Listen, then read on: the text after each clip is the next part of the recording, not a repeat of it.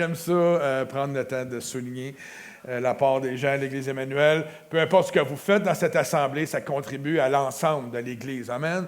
On a chacun un rôle, chacun un appel, chacun des dons et talents.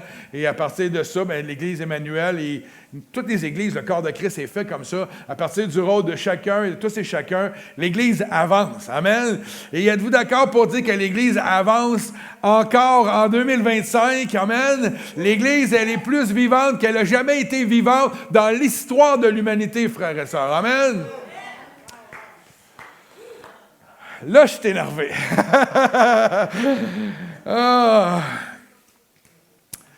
Si je vous demande une question... Je connais la réponse, là, mais si je vous demande qui est notre modèle parfait en tant que chrétien?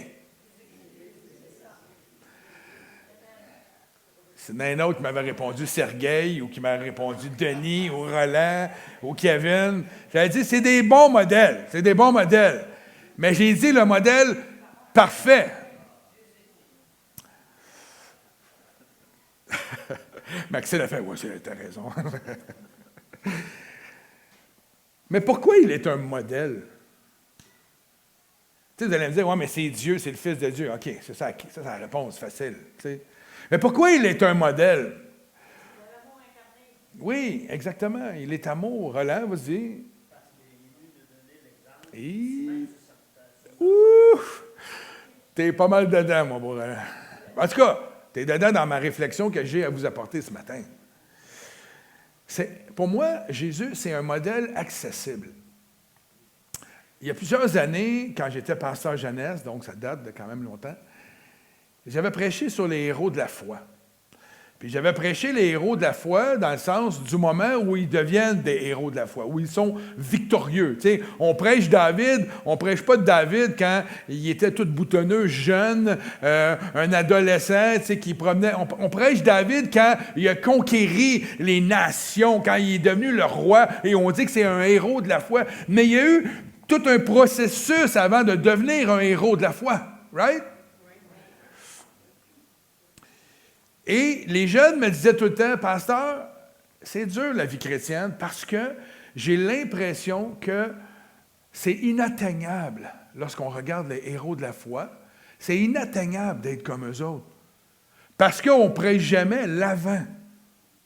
Hein? On prêche tout le temps le héros de la foi. » Et un jeune m'avait dit une journée dans une étude biblique que je faisais le dimanche matin, il m'avait dit, « C'est comme toi, pasteur, on aimerait ça être comme vous, les pasteurs. » Parce qu'ils voient juste le beau côté. Nous, on est ici en avant, mais ils ne voient pas notre journée, comment Dieu nous a amenés là. Puis là, je leur disais, non, tu ne veux pas être comme moi. Je ne veux pas, j'ai un arrière-plan, j'ai une vie, j'ai des souffrances rattachées à ma vie. Oui, je suis délivré aujourd'hui, je suis guéri, je suis béni. Tu veux être comme moi, je comprends, mais le jeune me disait, à cause que c'est inatteignable, on se décourage, puis on abandonne. Ça m'avait marqué, vraiment marqué. Puis mon approche de prêcher les héros de la foi par la suite ont toujours été une approche qui était plus humaine. C'est-à-dire de le montrer aux gens qu'avant de devenir un héros de la foi, il y a un processus. On apprend à devenir un croyant, on apprend à grandir, on apprend à devenir un héros de la foi. On le devient parce qu'on est obéissant, la foi est là, il y a toutes sortes de raisons, on va le voir un petit peu tantôt. Mais pour lui, c'était inatteignable. Alors que moi, Jésus, le modèle qu'il me présente, ce n'est pas un modèle inatteignable. Parce que Roland, comme Roland dit, il est venu vivre parmi nous. Il est le Dieu de l'univers, la parole, le Verbe, il est celui qui a créé toutes choses. Et ça nous dit dans Jean 1,14, « Et la parole a été faite chair. Et elle est venue habiter parmi nous. » Ça ne dit pas qu'elle a été passagère parmi nous. Elle est venue habiter. Donc, elle a pris le temps, cette parole-là, ce Jésus-là, a pris le temps de partir de son royaume céleste, de son trône royal, pour venir habiter avec nous. Wouh!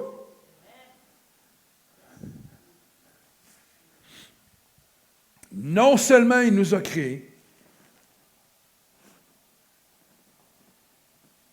mais il nous a prouvé son amour.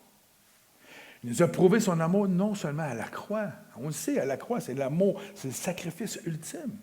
Mais il a prouvé son amour aussi en venant vivre au milieu des siens. Ce qui fait pour lui qu'il nous comprend mieux que quiconque. Puis là, je me disais, je ne peux pas dire cette affirmation-là, même s'il n'était pas venu, c'est quand même lui qui nous comprend le mieux. Il nous a façonnés.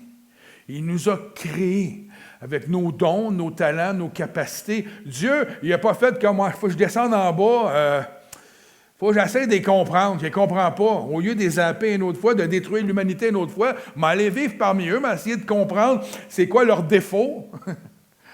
Non. Mais la réalité, il reste que Jésus, quand même, s'est incarné dans la chair. Il est venu vivre parmi nous et il a vécu ce que nous, on vit. Les tentations, les pensées, les attaques du diable, etc., etc. Donc, Jésus est le meilleur pour comprendre qui nous sommes. Right?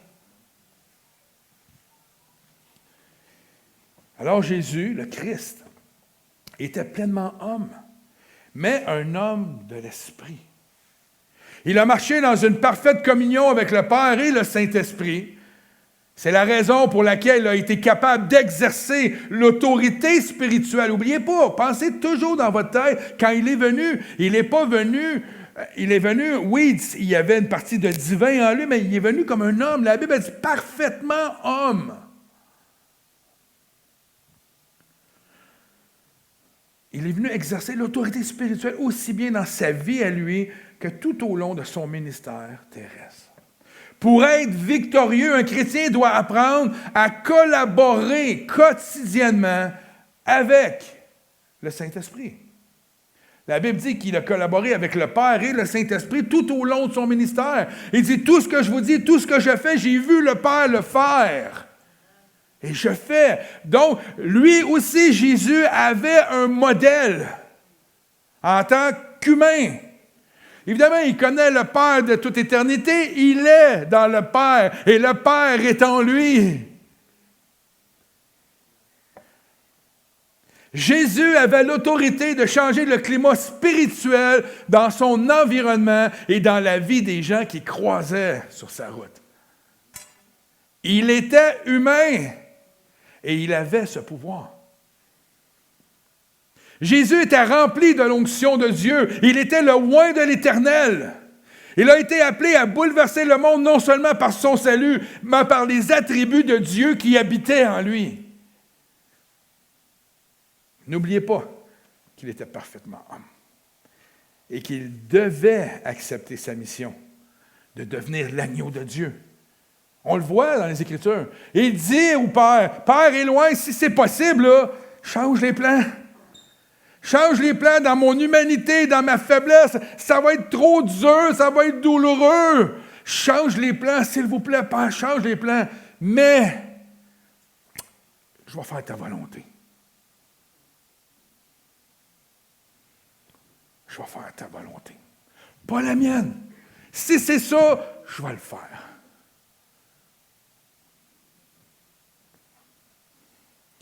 Il a accepté qu'un jour il deviendrait l'agneau qui sera immolé pour le salut du plus grand nombre. Et à cause de sa lourde mission, il avait besoin de l'onction de Dieu.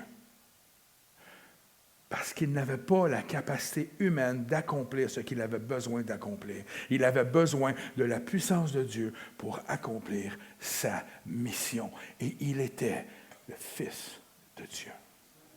Imaginez-nous aujourd'hui. L'onction, c'est la présence libératrice de Dieu qui vient détruire les jougs, les dominations du péché, de la maladie, de l'oppression, et on pourrait en nommer comme ça à l'infini. La Bible déclare que nous aussi, nous avons été oints. 2 Corinthiens 1, 21, 22 dit, « Et celui qui nous a affermis avec vous en Christ et qui nous a oint. » À même titre que Jésus a été oint. Être oint, c'est être rempli de la présence de Dieu. Comme j'ai dit tantôt, cette présence-là, cette puissance-là, libératrice, que Dieu nous accorde. pour premièrement nous libérer de notre chair à nous en premier, mais être en mesure d'aller dans les nations et de libérer ceux qui sont captifs. Amen!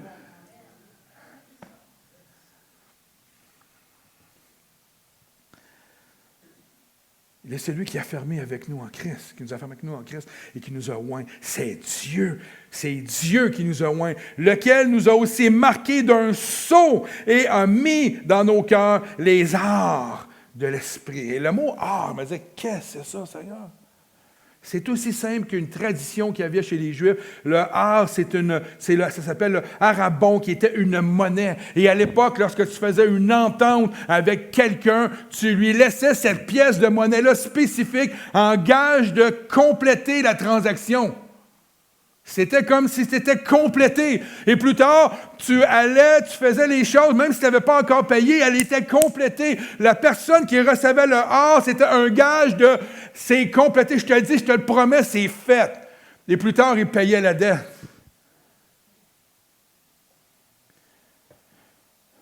Alors, c'est ça que Dieu a fait.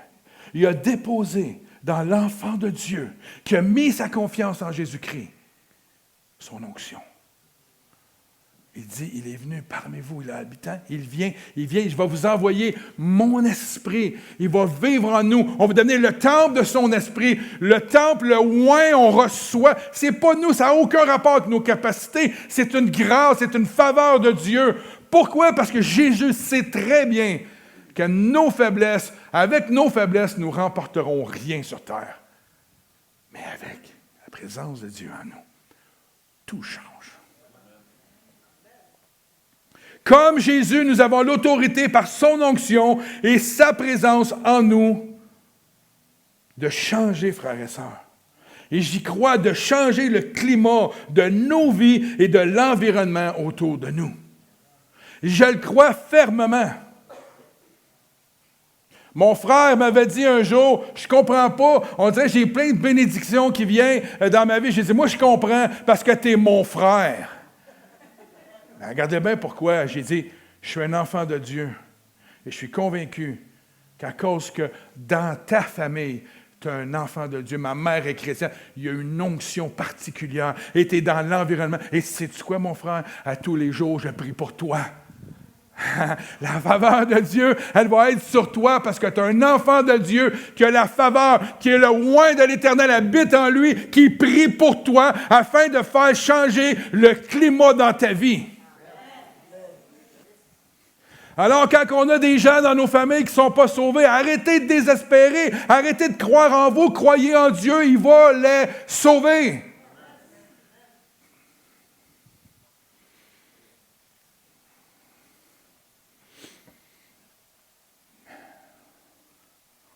Excusez-moi, le Seigneur me parle. J'ai une parole pour toi, Jocelyn, il faut que je te vois après la réunion.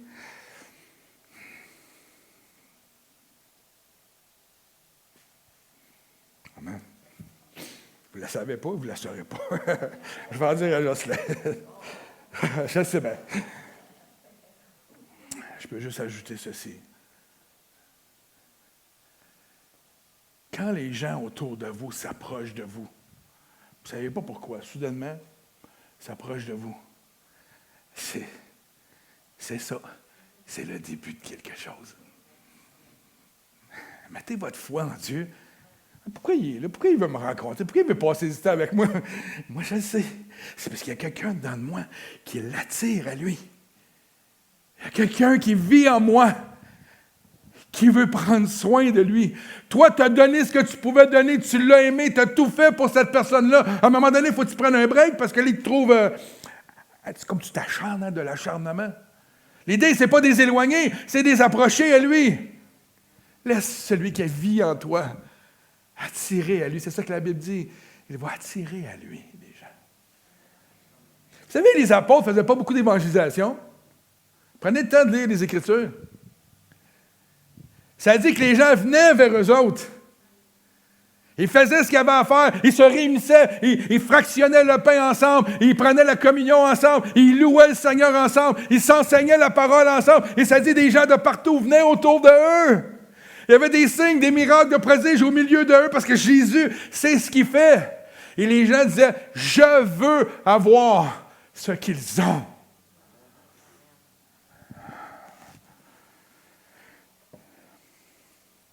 Si nous voulons voir la gloire de Dieu et expérimenter sa présence dans nos vies, dans notre assemblée. Et si nous voulons être alimentés de cette onction, nous devons, comme notre Seigneur, passer des heures du temps dans la présence de Dieu. Qu'est-ce que Jésus faisait? Lui, le Fils de Dieu, tous les jours, il se mettait à part. Il y a des journées que les disciples ne savaient même pas où il était.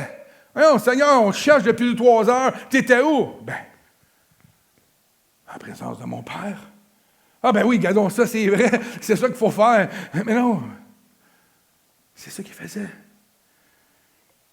Nous devons entrer dans les parvis de l'Éternel. Dominique en a parlé ce matin à travers la louange, avec des chants de louange et avec de l'adoration. Quand Dieu habite au milieu des louanges, frères et sœurs, notre vie doit être une vie de louange. On doit être nous-mêmes une chorale sans cesse en train de louer et d'adorer Dieu, en train de proclamer de notre bouche les bontés de Dieu. Parce qu'oubliez jamais, quand vous proclamez, l'ennemi l'entend. L'ennemi entend ce qu'on proclame et ce qu'on confesse de notre bouche. Amen. Le psaume 8, 2-3, il dit, « C'est l'Éternel, notre Seigneur, que ton nom est magnifique. » Et pensez-y, là.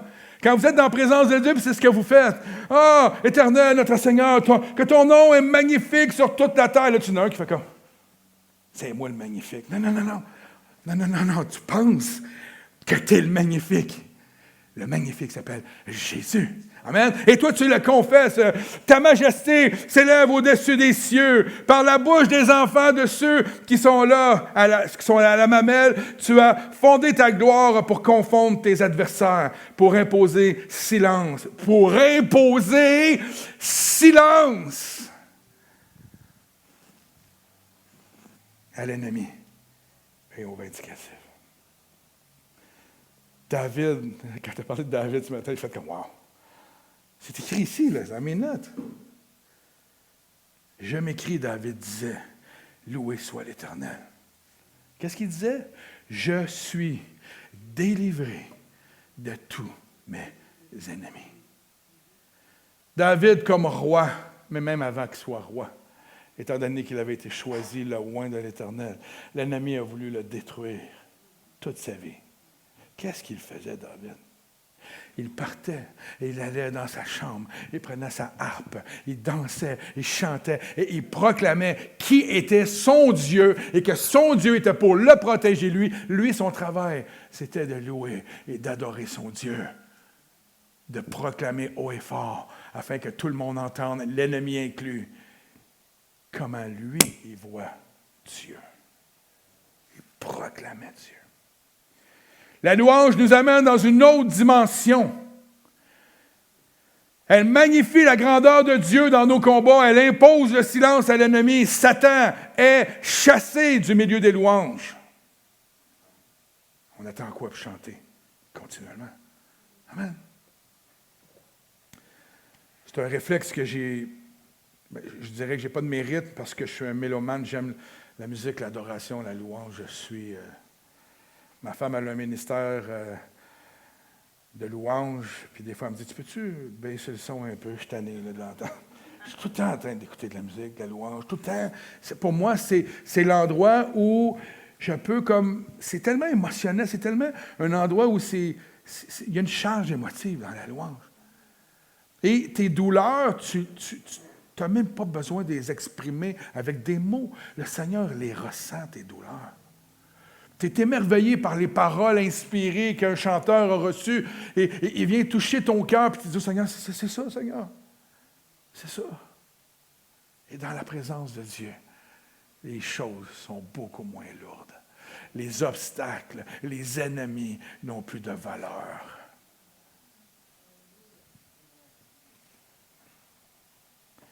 Je me souviens d'un prophète et son épouse qui venaient chaque année à l'église à Ville-la-Salle, qui me disait passer. J'étais jeune chrétien, là, ça faisait 3-4 semaines que je l'avais entendu parler.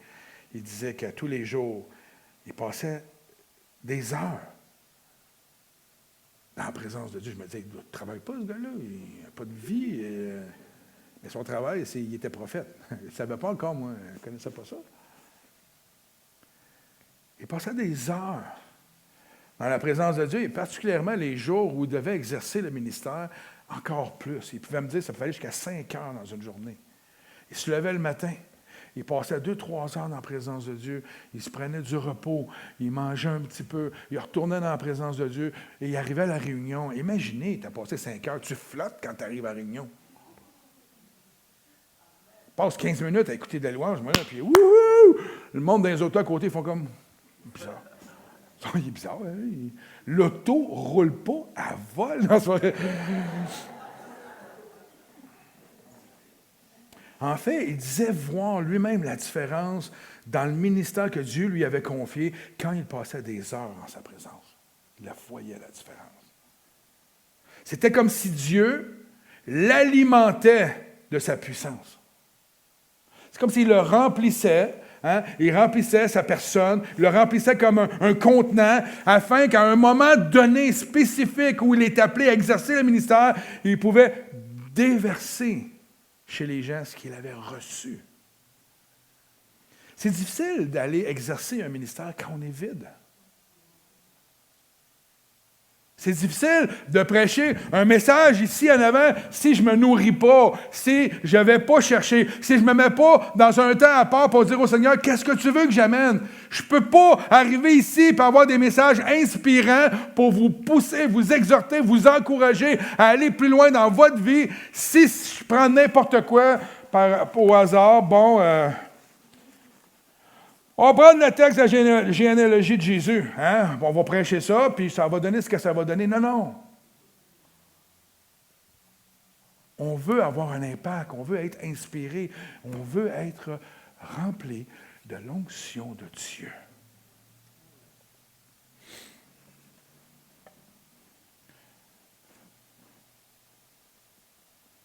Jésus a pu accomplir son mandat sur terre, pas parce qu'il était le Fils de Dieu, parce qu'il était revêtu de l'onction de Dieu. Comprenez? Luc 4,8 dit ceci. L'Esprit du Seigneur est sur moi. Il était Jésus, mais il avait besoin. L'Esprit du Seigneur est sur moi parce qu'il m'a oint pour annoncer une bonne nouvelle aux pauvres. Il m'a envoyé pour guérir ceux qui ont le cœur brisé. Je me dis toujours, moi, quand je suis en présence d'une personne qui a le cœur brisé, je peux faire de quoi? On a la même mission que notre Seigneur. Amen? Pour proclamer aux captifs la délivrance, aux aveugles le recouvrement de la vue, pour envoyer libres les opprimés. Acte 10, 38 dit ceci, vous savez comment Dieu a oint du Saint-Esprit et de force Jésus, quand même intéressant, c'est le Fils de Dieu, je vais le répéter tout le temps. Il l'a oint de sa puissance et de force Jésus de Nazareth. Pourquoi qu'il prononce le Nazareth, vous pensez dans le texte, pour montrer son humanité. Ils n'ont pas dit Jésus des cieux. Il n'a pas dit Jésus, le Fils de l'Éternel, qui est venu sur terre rempli de la puissance de Dieu. Non, non, non. Le Fils de Jésus de Nazareth. Qu'est-ce qui peut bien venir de bon de Nazareth? Mais pensez-y. Qu'est-ce qui peut bien venir de bon de Saint-Ambroise de Kildare? C'est encore pire! Quand on m'a appelé pour venir postuler ici, ils m'ont dit, c'est l'église Emmanuel de Joliette. J'arrive ici, c'est marqué sur mon GPS, Saint-Ambroise de Kildare. Je ne peux pas aller là. Qu'est-ce que c'est ça? Je m'amuse. C'est une très belle région. Saint-Ambroise, toutes les autres villes autour. J'apprécie. Vous savez comment Dieu a oint du Saint-Esprit de force Jésus de Nazareth, qui allait de lieu en lieu, faisant du bien. J'aime cette appellation-là. On a tendance à penser que c'est juste des signes, des miracles, des prodiges. Non, faisant du bien. Guérissant tous ceux qui étaient sous l'emprise du diable. Ici, encore là, il y a une belle révélation. Guérissant tous ceux. Il y a des gens qui sont malades à cause de l'emprise sous laquelle ils sont. Soyons conscients. Donc, quand on va prier pour les malades, il y a de la délivrance aussi en arrière. Il n'y a pas juste de la guérison. Mais regardez ça, car Dieu était avec lui. Il n'y allait pas tout seul. Il était accompagné de l'Esprit de Dieu. Dieu l'accompagnait. L'onction est toujours disponible. C'est notre devoir, nous, en tant que chrétiens, de nous en emparer. Dans le sens qu'il habite en nous. Il faut activer la présence de Dieu. Le Seigneur n'ira jamais plus loin que toi, tu es prêt d'aller. Jamais. Jamais, jamais, jamais. Si notre Seigneur, lui, qui a connu la faiblesse humaine, dit nous envoyer une puissance de son esprit afin d'être en mesure d'être des témoins sur toute la terre, c'est parce qu'il savait. Il l'avait vécu. Croyons-le. Il est impossible à l'homme de vivre une vie chrétienne exaltante, victorieuse, libre, sans l'onction de Dieu.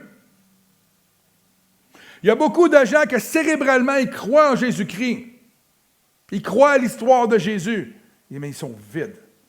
Ils n'ont pas accepté Jésus-Christ. Ils n'ont pas accepté, ils n'ont pas reconnu devant Jésus, le roi des rois, le Messie, leur condition humaine de pécheur. Lorsque tu reconnais cela devant Dieu, tu es en train de dire à Dieu, à Jésus, je suis faible, j'ai besoin de toi. Alors c'est à ce moment-là que lorsque tu reconnais ta faiblesse humaine, tu reconnais tes péchés et que tu as besoin d'un sauveur, qu'il vient habiter en toi et qu'il vient te oindre de sa personne, de sa présence. Il ne peut pas te oindre de sa présence tant aussi longtemps que tu n'as pas été purifié de tes péchés. Parce que Dieu ne peut pas s'appuyer sur le péché. Il est 3 fois saint. Il a besoin que tu sois purifié de tes péchés. Il a besoin que tu sois sauvé pour pouvoir te oindre de sa présence, de son esprit. Comment?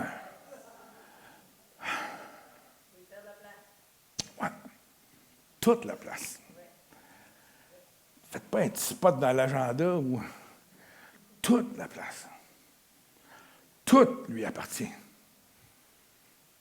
Si demain matin, je vous pose la question, Jésus t'a dit, tu abandonnes tout et tu me suis. Grande question, hein? Donne tout ce que tu possèdes. Tout. C'est ce qu'il dit au jeune homme riche.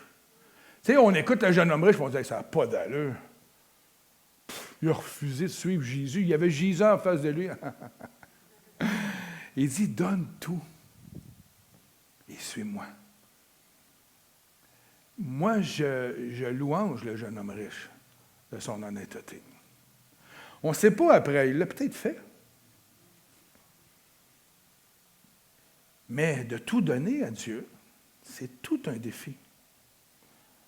Tout un défi. Vous êtes d'accord? Nous devons chercher sa présence en tout temps. L'apôtre Jean dit dans 1 Jean 2, 27, il dit ceci, « Je vous ai écrit ces choses au sujet de ceux qui vous égarent. » Il y en a du monde qui essaye de nous égarer, frères et sœurs. Il y en a beaucoup, là. Il y a du monde dans l'Église qui essaie d'égarer les chrétiens. Il y a du monde à l'extérieur de l'Église, évidemment. Il y a des frères, nos familles, je parle de frères de sang, qui essaient de nous égarer. Ah, il est dans une secte, lui. Ah, on va l'avoir. On se met tous ensemble et on l'invite à tous les dimanches à venir au barbecue qu'on fait. Je leur ai réglé ça, moi. Il le faisait. Ah oui, il essaye, hein? Je leur ai dit, écoutez, hein? Je suis pasteur. On ne se reverra plus jamais si vous faites ça le dimanche. C'est tout aussi simple que ça. Oui, mais il n'y a pas juste l'Église dans la vie. Absolument. Il y a juste l'Église dans la vie. Parce que l'Église, pour moi, ce n'est pas un lieu comme ici. C'est le corps de Christ. C'est le lieu où Dieu m'a déposé après m'avoir sauvé, au milieu de son corps, avec mes frères et mes sœurs. La valeur d'un frère et d'une sœur, pour moi, est plus élevée que n'importe qui à l'extérieur. C'est ce que Jésus a dit aux apôtres. Quand ils lui ont dit, hey, ta mère est dehors, il a dit, ma mère est là. C'est qui ma mère? Ma mère, c'est eux, ma mère. Mon frère, ma mère. Il faut faire attention de ne pas se laisser, comment on dit ça, m'a dit disperser, mais c'est pas ça, influencer ou sortir de la mission à laquelle nous sommes appelés. Tu sais, si je vous dis, je sors de mes notes, là, excusez-moi, mais si je vous dis, on est appelé, moi, j'ai une existence de vie de 80 ans sur Terre. Mon temps, c'est 80, on va dire. C'est encore 20 ans à m'endurer, chérie. Parce que le Seigneur me dit que c'était 81 pour toi. Mais 80 ans sur Terre, et que je décide de tout abandonner pendant 80 ans pour servir le Seigneur, est-ce un énorme sacrifice versus l'éternité qui va se présenter devant moi après? Absolument pas. Le jeune homme riche, il aurait dû y penser, il disait, ouais, les richesses maintenant, mais l'éternité. Richesse, éternité, plaisir actuel, plaisir éternel. C'est facile à calculer.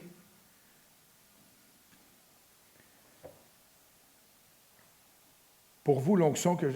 tu lu le texte? Non, hein? Excusez-moi. Je vous ai écrit ces choses au sujet de ceux qui vous égarent. Hein? C'est ça, c'est à cause de ça, du mot égard que je suis rendu là. Pour vous, l'onction que vous avez reçue de lui demeure en vous. Il est là. Il peut être pas actif très, très, très fort parce qu'on ne lui donne pas de place, mais il demeure en vous. Et vous n'avez pas besoin qu'on vous enseigne. Et le mot ici, enseigne, ce n'est pas enseigner de la plateforme, enseigner par le pasteur, l'enseignant, le docteur, enseigner par autre chose que l'Esprit de Dieu. Besoin qu'on vous enseigne. Mais comme son onction vous enseigne, vous le voyez, onction, présence de Dieu, excusez, vous enseigne toutes choses, et qu'elle est véritable, et qu'elle n'est point un mensonge demeuré en lui, selon les enseignements qu'elle vous aura donnés. Il est important d'apprendre à discerner la voix de celui qui habite en nous. D'attendre, de discerner la voix de l'Esprit, afin qu'on puisse être enseigné par lui, et non pas enseigné par toutes sortes de voix. Le monde n'a rien à nous enseigner. Comme si elle pouvait nous enseigner à propos de Jésus et de son royaume. Il y en a qui essayent, on les appelle les faux prophètes, les faux enseignants, on les appelle les antichrists. Le monde est une perte de temps. Je pèse mes mots, regardez bien ça. Le monde pour un croyant est une perte de temps. Est un pas en arrière, est un retour en arrière. Le monde est un champ de mission et non pas un terrain de jeu pour un enfant chrétien. Le monde est la terre de mission de l'Église. Je ne dis pas qu'on ne peut pas avoir de plaisir dans le monde. Mais on peut avoir du plaisir dans le monde en étant conscient qu'autour de nous, c'est notre mission. Fait qu'imaginez, parce que Dieu bénit ses enfants, right?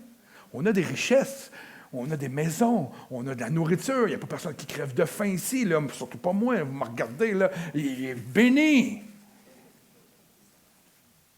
Mais les bénédictions que je reçois, qui sont charnelles, je peux en faire profiter aux autres autour de moi. Je peux faire, comme on a vu dans le texte, le bien. Je peux sourire à mon voisin, je peux l'aider à pelleter sa garnotte dans son driveway. Je peux faire tellement de choses. Et je vais être en mission. Je peux être un chrétien joyeux, pas le chrétien babouneux. Comment ça va? Hey, le voisin, comment ça va? Tu t'en vas, tu ne réponds pas parce qu'il fait du bruit avec sa tondeuse le samedi matin. Ah, arrêtez, c'est passager, ces affaires-là. C'est fatigant.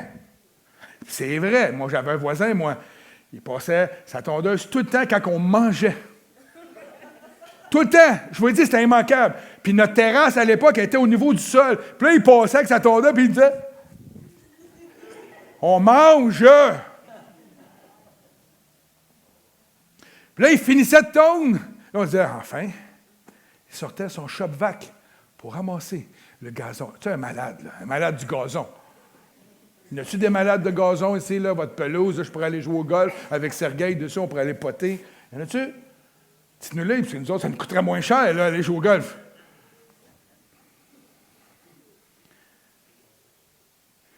Le monde est un champ de mission et non un terrain de jeu. Ça ne veut pas dire qu'on ne peut pas être heureux dans un monde où Dieu nous bénit. Et on peut impacter les gens par nos riches bénédictions que Dieu nous accorde. Amen. Plus nous nous efforçons à nous soumettre au Saint-Esprit et à travailler dans l'onction, plus la guérison, le miracle, l'amour, la joie, la paix, la sagesse se manifesteront dans nos vies et dans notre ministère, et cela sans aucun effort. Ce n'est pas supposé d'être un effort de voir la puissance de Dieu se manifester à travers nous, parce que ce n'est pas notre puissance, c'est sa puissance. L'effort qu'on doit y mettre, c'est d'avoir la foi, d'obéissant et de dire « Je suis disponible, mon Seigneur ». Là, j'arrive à mon titre, c'était juste l'intro. Ça fait 2 fois que je le fais, j'aime ça. Ça donne un drôle d'effet à la foule. L'onction de la collaboration. Je ne sais pas si ça se dit. Ça se dit-tu? Bien là, si ça ne se dit pas, là, ça se dit. Hein? Lundi soir, lors de notre rencontre avec l'équipe de soutien pastoral, on a une rencontre sporadiquement dans l'année. Et durant la soirée, Jocelyn a émis un commentaire sur le texte de Acte 28. Je vais vous juste lire le petit bout. Je ne lirai pas tout, je ne mettrai pas tout dans le contexte. Mais ça dit ici, il a paru bon au Saint-Esprit. Regardez comment c'est hot. Il a paru bon au Saint-Esprit et à nous de vous imposer d'autres charges que ce qui était nécessaire, ce qui est nécessaire. Paul, on le sait, apôtre, fondateur, ou en tout cas, il met des ouvriers en place, il va souvent envoyer des gens pour supporter, encourager, lui-même visite des églises, va corriger des situations, toutes sortes d'affaires. Et là, il dit ici, il parut bon au Saint-Esprit et à nous de vous imposer. Donc, quand il me l'a dit, j'ai fait comme, c'est vrai, c'est hot. Le Saint-Esprit collabore avec Paul et son groupe. Il n'est pas tout seul. C'est bien plus facile de prendre une décision quand tu le sais que le Saint-Esprit te dit de faire ça, right? Moi, je suis bien plus béni. Quand je suis convaincu de ma décision, parce que l'Esprit me l'a mis à cœur, je vous le dis, quand tu prêches un message et tu n'es pas convaincu, c'est difficile. Mais quand tu es convaincu dans ton cœur que ce que l'Esprit te dit, tu y vas. Si le monde ne le reçoive pas, c'est de leur faute. Et son commentaire à Jocelyn, qui allait dans le sens qu'il trouvait intéressant, le fait de voir que Dieu aime travailler en collaboration, qui aime changer même des fois les plans qu'on se fait. C'est quand même intéressant de voir l'Esprit de Dieu jouer dans notre vie, d'arriver puis de changer nos agendas. Puis ça peut être vraiment cool. Il peut demander à quelqu'un, va tourner le gazon chez Normand aussi, fais pas juste le tien. De toute façon, il aime. Non, pas trop.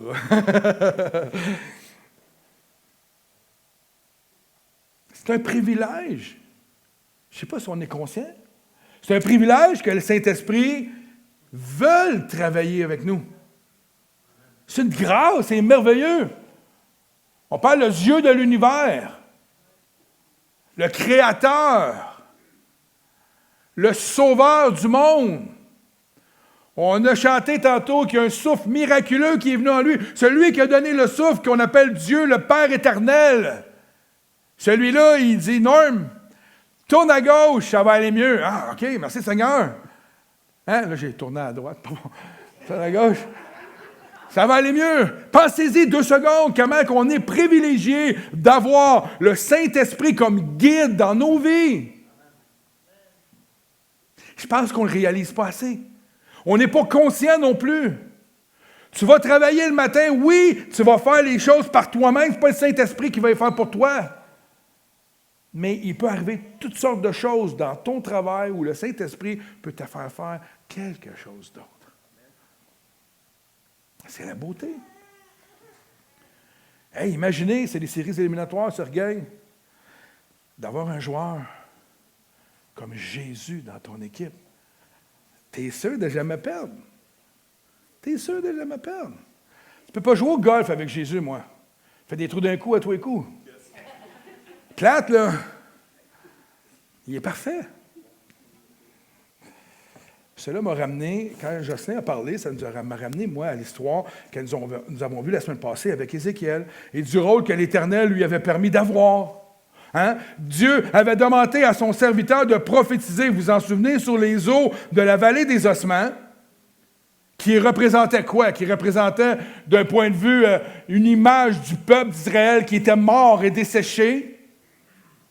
Et là, Dieu voulait prophétiser sur ces eaux-là pour démontrer qu'il va les sortir de la captivité, qu'il va renouveler, qu'il va faire toutes sortes de choses pour le peuple d'Israël. On en est témoin. Il y a eu ces choses-là, se sont réalisées. Mais ce qui était intéressant, c'est que cet ordre qu'il a donné à Dieu, pas Dieu, à Ézéchiel, qui a dit qu'on fait... Non seulement il a dit, tu vas prophétiser, mais je vais même te donner les paroles que tu dois dire. C'est facile, là. Mais quand je vois Ézéchiel, il m'a dit, t'es chanceux. Moi, il ne me donne pas le message. Il faut que je travaille, je roule des livres, puis je cherche, puis je fais, tu sais, je mixe, puis là, je fais des recherches. 12 heures, 15 heures, 16 heures de recherche. Lui, il a ça, tout cuit. Pas juste, toujours les mêmes, hein, je sais. Mais c'est quand même extraordinaire. Dieu le prend, l'amène dans une vallée des ossements et il lui dit, tu vas prophétiser, mais panique pas Ézéchiel, m'a te dire quoi dire, m'a te dire en plus de ça, quand tu dois le faire, au moment que tu vas le faire. Moi, ce que je recherche de toi, c'est un homme qui a la foi d'y croire à ce que je te demande de faire et un homme qui me dit, je suis disponible, mon Seigneur.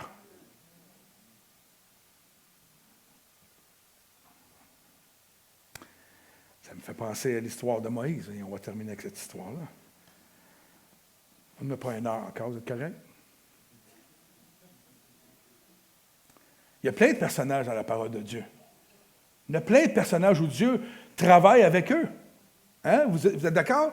Il y en a plein. On pourrait toutes les nommer, on pourrait faire une série incroyable sur ça. Mais Moïse est venu à ma mémoire. Lorsque Dieu a ouvert la mer Rouge en deux pour faire passer son peuple, qu'est-ce qu'il a demandé à Moïse? De mettre sa foi en action. Il n'a pas dit, c'est pas vrai, moi, tout faire, là, Moïse. Là. Non. Tu vas faire un petit bout. Hein? Tu vas mettre ton bâton dans l'eau. Tu veux passer par là? Je te dis que tu vas passer par là, mais montre-moi que tu y crois.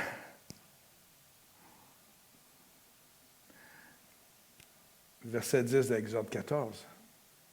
On va vous mettre dans le contexte. On va lire le texte, on termine avec ça. Le Pharaon s'était approché, avec son armée, évidemment. En regardant au loin, les Israélites aperçurent les Égyptiens, lancés à leur poursuite. Les Israélites, là, ils sortent de l'Égypte. Ils fuient les Égyptiens. Ils ont peur. C'est une armée redoutable, l'Égypte, à l'époque. Ils ont été esclaves. Ils savent comment ils ne sont pas fins. Ils savent comment il y en a probablement plusieurs de leurs frères, sœurs, enfants qui ont été maltraités, tués par les Égyptiens. Ils sont sans pitié avec le peuple hébreu. Ils furent saisis d'une grande peur et poussèrent des cris vers l'Éternel, puis ils se retournèrent contre Moïse, contre le leader, et lui dirent, n'y a-t-il pas assez de tombeaux en Égypte pour que tu nous amènes mourir dans le désert? Messieurs qui sont pessimistes. Mais, mettez-vous dans leur culotte, ils n'avaient pas encore connu Dieu. Ils sortaient. Ils ont vu les plaies, mais ça me semble ébranle un peu. Mais, ils sont en fuite. Là, ils se plaignent. Pourquoi as-tu voulu nous faire sortir d'Égypte? Nous te l'avions bien dit lorsque nous étions encore là-bas. Laisse-nous tranquilles. Nous voulons être esclaves. Moi, quand je lis ça, je me dis, oui, ils ont un problème, ils veulent être esclaves. Je connais des chrétiens qui agissent comme ça. Ils veulent être des esclaves. Vous allez me dire, ben voyons donc, il n'y a pas un chrétien pasteur qui t'a déjà dit qu'il voulait être esclave. Non, ils ne me disent pas. Mais ils agissent comme ça. Ils ne croient pas que Dieu peut les délivrer. Ils ne croient pas que Dieu peut faire sortir. Ils aiment mieux rester dans leur bobo, leur... C'est comme s'ils restent là et ils n'avancent pas. Hey! Dieu habite en toi. C'est pas comme eux avec une colonne de fumée. Non. Nous, on a l'histoire devant nous. En tout cas, bref, je vais arrêter de m'attarder, mais c'est ça, il lui demande de rester en esclavage. Car mieux vaut pour nous cela que de mourir au désert. Moïse, sa foi est extraordinaire. Un homme de foi, là, merveilleux. Moïse leur répondit, n'ayez pas peur. Voyons, il est tout seul, là. Il y en a 2 millions en arrière de lui. On va mourir. N'ayez pas peur. Tenez-vous là où vous êtes et regardez. Voyez la foi de Moïse? Lui, il croit en l'Éternel. Tenez-vous là et regardez. Vous verrez comment l'Éternel vous délivrera en ce jour. Ces Égyptiens que vous voyez aujourd'hui, vous ne les verrez plus jamais. Quand Dieu délivre, c'est pour toujours. Si ce que Dieu t'a délivré revient dans ta vie, c'est parce que tu lui es retourné à cette chose. Je me souviens quand Dieu m'avait délivré de la drogue, l'alcool et toutes ces choses-là, j'avais vu un ancien ami qui m'avait dit « Oh! Tu dis que tu es guéri? » Ouais, complètement. Ouais, mais quand tu vas retomber, là, ça va être 100 fois pire. Vous savez que je lui ai dit? J'avais la foi comme Moïse. J'ai dit, je ne retomberai jamais. Tu as dit, pourquoi je ne retomberai jamais? Parce que je n'ai pas fait une cure, je n'ai rien fait. Il y a eu un miracle dans ma vie. Jésus a intervenu directement dans ma vie et il m'a guéri miraculeusement. Il m'a délivré de façon miraculeuse. J'ai rien à voir dans ça, donc c'est pour l'éternité, ma délivrance.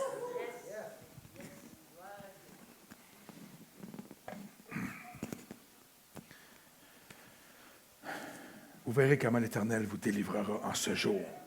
Ces Égyptiens que vous voyez aujourd'hui, vous ne les verrez plus jamais. Ton péché, tu ne le verras plus jamais. Tes convoitises, tu ne le verras plus jamais. Tes problèmes, tu ne les verras plus jamais si Dieu intervient dans ta vie. L'Éternel combattra pour vous. Et vous, j'aime ça, tiens-toi donc tranquille. Arrête de paniquer.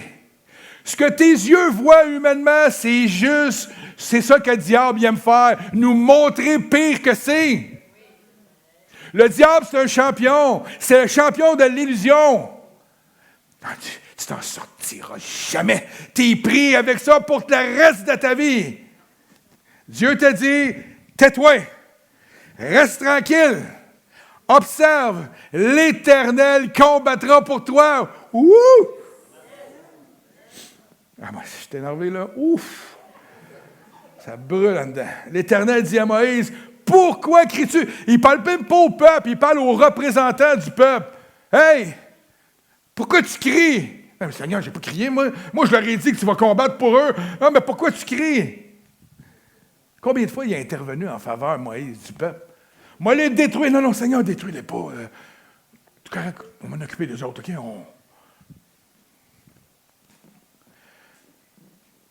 Je suis rendu où, là? Avec mes niaiseries. L'Éternel dit à Moïse, « Pourquoi tu cries? » Il dit, « Regardez qu'est-ce qu'il dit. Ordonne aux Israélites de se mettre en route. Quant à toi, lève ton bâton, tends la main vers la mer, fends-la en deux, et les Israélites la traverseront à pied sec. » Dieu, quand il bénit, il ne te mène pas dans un champ de boîte pour que ça soit dur dans la bénédiction. Il te donne la bénédiction complète. À sec. C'est une vraie richesse, une vraie bénédiction. Ce n'est pas une moitié de bénédiction. S'il reste des petites affaires de ton problème, c'est parce que ce n'est pas à sec. Retourne auprès de l'Éternel. Dis, Seigneur, tu dis dans ta parole que tu vas combattre pour moi, combat pour moi. Moi, je me tais et je t'observe.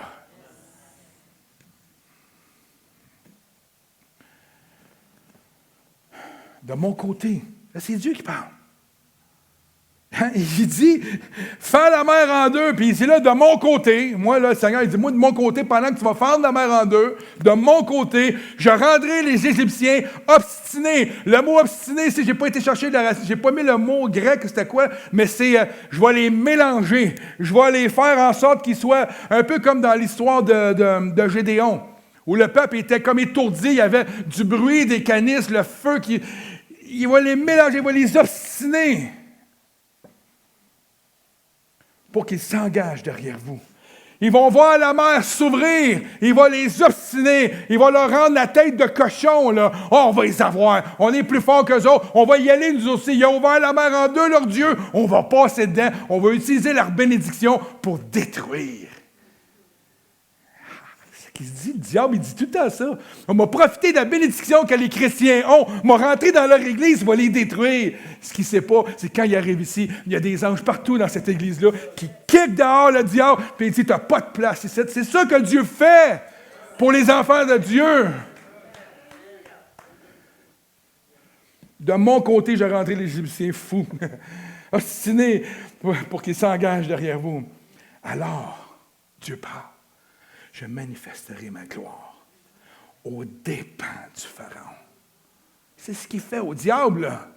Aux dépens du Pharaon, de toute son armée, de ses chars et de ses hommes d'équipage de chars. Et les Égyptiens sauront que je suis l'Éternel. Quand j'aurai manifesté ma gloire aux dépens du Pharaon et ses chars, ses hommes et ses équipages. L'ange de Dieu qui marchait en tête du camp d'Israël, passait derrière eux.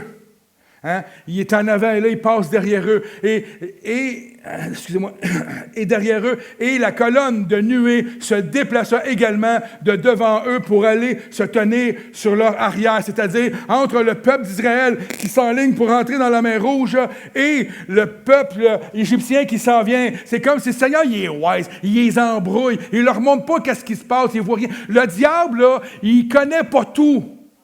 Le diable ne connaît pas le plan de Dieu parce que Dieu embrouille l'ennemi devant ce qu'il nous promet à nous. Arrêtons de penser que le diable il est plus fort que Dieu. Ça n'arrivera jamais. Le plan que Dieu a pour ta vie, le diable ne le connaît pas. Et quand tu te mets en action, le diable il est surpris. Il va aller vers toi et Dieu va mettre quelque chose entre toi et lui pour que tu ne vois pas où tu t'en vas parce que Dieu veut que tu accomplisses la mission qu'il a pour toi. Il faut arrêter d'avoir peur, frères et sœurs. Il vient se placer entre le camp des Égyptiens et celui d'Israël. D'un côté, elle était obscure et de l'autre, elle éclairait la nuit. Hein? D'un côté, là, c'était la tempête, l'autre bord, c'était clair. Il voyait où il s'en allait. Durant toute la nuit, aucun des deux camps ne s'approcha de l'autre. Moïse étendit sa main sur la mer et l'Éternel fit souffler sur elle pendant toute la nuit. La mer, c'est pas ouvert en deux d'une shot. Hein? Là, on voit ça dans les films. Là, bam, ça a pris une nuit. C'est-à-dire, elle faisait souffler sur elle pendant toute la nuit. Un violent vent c'est des? C'est pas une faute d'orthographe? Il me semble que c'est bizarre. Ah oui, des, OK. Ah, mais c'est rare qu'on voit ça, des. Hein, un D, en tout cas. Il me semble que je lis beaucoup, je ne vois pas ça souvent. Qui refoula la mer de sorte que les eaux se fendirent et que le fond apparut. Les Israélites passèrent au milieu de la mer sur la terre alors que les eaux se dressaient comme des remparts à leur droite et à leur gauche. Les Égyptiens les poursuivaient et tous les chevaux du Pharaon, ses chars et ses hommes d'équipage de chars s'engagèrent après eux au milieu de la mer. Vers l'aube, l'Éternel considéra, encore une fois, l'Éternel collaborateur du peuple. Tout le long, c'est ça que je veux démontrer dans l'histoire. Il collabore avec le peuple d'Israël. Il collabore avec eux, il ne les laisse pas seuls. Il considéra le camp des Égyptiens du haut de la colonne de nuée et de feu. Vous remarquez encore? du haut de la colonne de feu et de nuée, Dieu était. Tu sais, dans le désert, on dit qu'il a envoyé. Moi, j'ai toujours eu la conception qu'il a envoyé une colonne. Je les suivais, tu sais. Non, Dieu était en haut de la colonne. C'est intéressant, Dieu est avec eux. Il n'est pas loin. Il n'est pas assis dans son trône en train de regarder une grosse TV super là, puis il dit, allez-y, là, je vous regarde. Non. Il est là toujours avec nous. Il est là où on est. Il marche avec nous. Il connaît nos desseins. Il connaît ce qu'on vit. Il connaît ce qu'on ressent. La peur, il la ressent. Il voit tout. Il connaît tout. Tu n'es pas seul. Tu n'es pas abandonné. Tu es un enfant de Dieu et il est avec toi. Tout le temps. Il est en haut de la colonne et semant le désordre. Oh yes! Je l'aime, mon Seigneur. Il fit s'enliser. Pensez-y, là. C'est important, ça donne niaiseux ici. Parce que juste avant, il dit, il fit traverser le peuple à sec. Et là, il dit, il fit s'enliser. Comment ça? C'était à sec. Parce que Dieu opère un miracle pour empêcher l'ennemi d'avancer. Il fit s'enliser. C'est lui qui le fait. Les roues des chars de sorte qu'ils n'avançaient plus à grand peine. Les Égyptiens s'écrièrent, regardez ça, fuyons devant Israël, car l'Éternel combat pour eux contre l'Égypte. Amen! C'est pas à nous à combattre, frères et sœurs. L'Éternel dit à Moïse, étends la main sur la mer. Ah, et ça, c'est dur un peu, je trouve, comme fin de passage.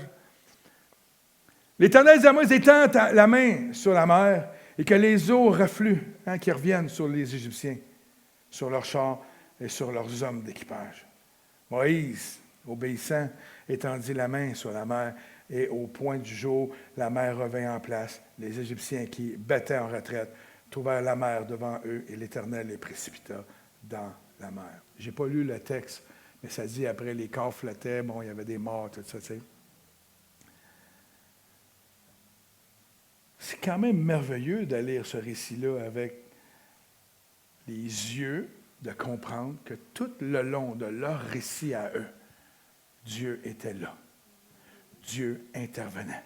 Dieu disait à Moïse quoi faire, comment faire. Dieu, frères et sœurs, est en contrôle de tout.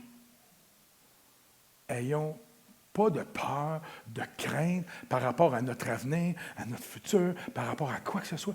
Dieu est en contrôle de tout. Il va même te dire quoi faire.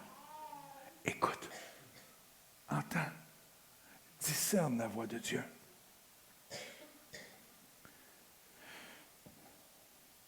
La foi, l'obéissance et la disponibilité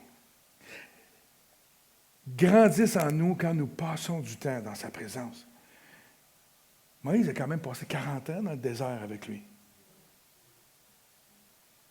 Jésus passait des heures interminables avec son Père. Quand on passe du temps dans sa présence et que la personne du Saint-Esprit nous communique la nature, par des enseignements, c'est ce qu'elle a dit tantôt, la parole, par des enseignements. Elle nous communique la nature de Dieu. Elle nous communique qui il est. Elle nous communique la puissance, comment travailler avec Dieu. C'est ce que l'Esprit de Dieu fait avec nous. Il nous montre. Comment ça se fait que certains hommes et certaines femmes de Dieu savent comment imposer les mains, guérir les malades, délivrer les captifs, alors que d'autres ne le savent pas, parce que certaines personnes prennent du temps dans la présence de Dieu. Et quand tu prends du temps dans la présence de Dieu, Dieu se révèle à toi, se manifeste à toi. Heidi Baker qui va dans des villages et qui dit « Fais venir un sourd, je vais prier tant que le sourd n'est pas là. » Ça n'a pas fait ça d'elle-même un jour. Dans un de ses livres, elle dit que Dieu lui disait de faire ça et elle n'y croyait pas elle-même. Elle a commencé à le faire et la journée qu'elle le fait, l'enfant, c'est une jeune fille, elle avait été guérie. Et après ça, Dieu a dit « Je veux que tu fasses ça dans tous les villages. Je vais montrer à ce peuple-là qui est l'Éternel. »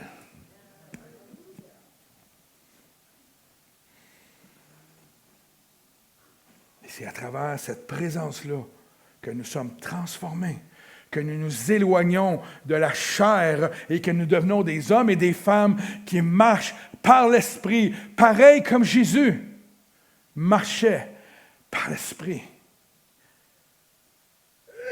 on va être transformés et nous ne serons plus jamais les mêmes personnes. Je demande au groupe de louanges de revenir. Nous avons l'autorité, frères et sœurs, de Jésus-Christ en nous, de changer le climat spirituel de nos vies.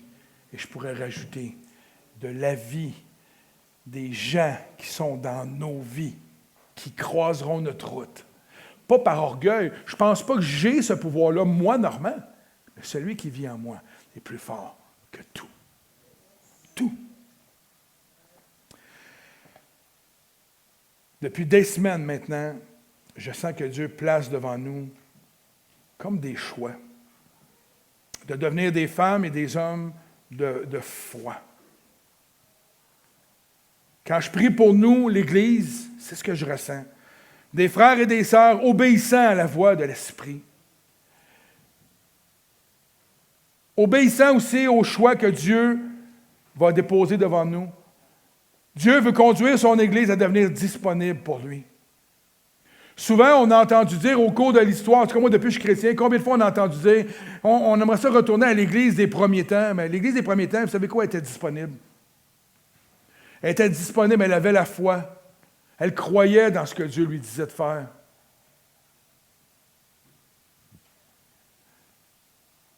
Le Saint-Esprit me conduit semaine après semaine, jour après jour, de cet instant dans des méditations, des réflexions par rapport à comment il veut parler à son Église. Et j'ai vraiment l'impression, frères et sœurs, que si on est ouvert, nos oreilles sont ouvertes, nous sommes dans un temps où Dieu va parler fortement à son Église. Mais pas parler pour juste nous donner des petits frissons, là. Parler, nous exhorter et mettre en application les choses qu'il va nous dire de faire. J'avais peut-être compté une fois cette exhortation, mais je vais la raconter. J'ai compté ça, je pense, au début, quand je suis arrivé à l'Église.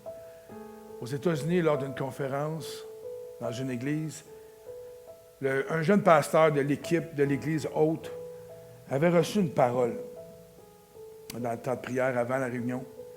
Le Seigneur lui avait dit, quand ton pasteur va prêcher le message, son pasteur de l'église principale, des grosses églises là, de 3-4 000, là, ils ont un staff de 150 personnes, tu sais, genre, là, c'est gros. Il dit, quand ton pasteur va monter sur le stage pour prêcher le message, pendant qu'il prêche le message, je veux que tu te mettes debout sur ta chaise et que tu cries très fort, « Ketchup! »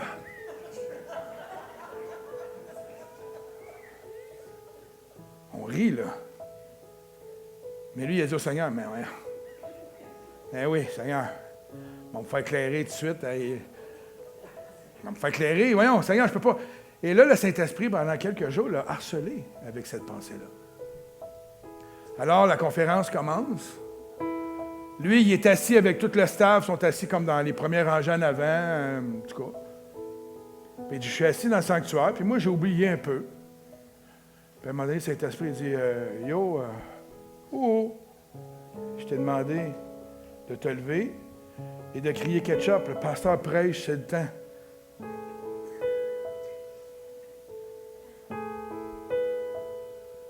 Non, il y a un combat, là. Pensez-y. Ils vont penser quoi de moi, le monde? Il est bien bizarre, ce pasteur-là. Si je me fais mettre dehors, il n'y a pas une église qui va m'engager. Peut-être McDo, mais pas... Et finalement, la conviction est tellement forte. Il dit, Seigneur, regarde, je reconnais ta voix. Il se lève debout. Je l'imagine. Lève-toi debout sur la chaise, Sergueï. On me l'a pas dit. Il se lève debout et de toutes ses forces, il crie « Ketchup ». Il se rassoit et dans son histoire, le pasteur raconte, le pasteur sur le stage est en train de prêcher « Ketchup ». Il a regardé son ouvrier, son pasteur, son collègue. Puis il a continué. Il n'a rien dit. Le pasteur s'assoit, le jeune pasteur, les sueurs froides, il dit, ça y est, c'est fini, ma carrière n'a plus. Saint-Esprit, c'est-tu vrai? C'est-tu vrai? Il n'y a rien qui se passe. Ah non, oh non. À la fin de la réunion, une dame, lors de l'appel, descend. Tu sais, là, il y a genre 350 personnes en avant. Puis là, elle attend que tout le monde soit parti. Puis quand tout le monde est parti, elle part, elle descend en avant. Puis elle va voir le pasteur principal de l'Église. Elle dit, peux-tu vous parler? Elle dit, ça fait longtemps que je veux mourir. Je t'ai écœuré de la vie. Dieu m'a abandonné. J'ai l'impression que Dieu ne m'aime pas. Et hier soir, j'ai vu qu'il y avait une conférence dans votre église et j'ai dit au Seigneur, Seigneur, si tu m'aimes, tu vas me le prouver. Tu vas me le prouver, Seigneur. Puis il y a quelqu'un qui va se lever dans l'église puis qui va crier « Ketchup! »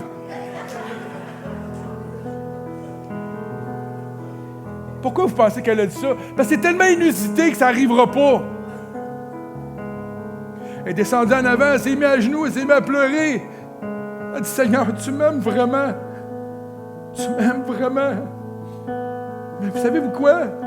Un homme a été sauvé cette journée-là, qui n'a pas goûté à l'enfer éternel, mais qui a goûté à la vie éternelle. Parce qu'un jeune homme, même dans le doute, a reconnu la voix de l'Éternel, lui a dit, lève-toi et crie ketchup.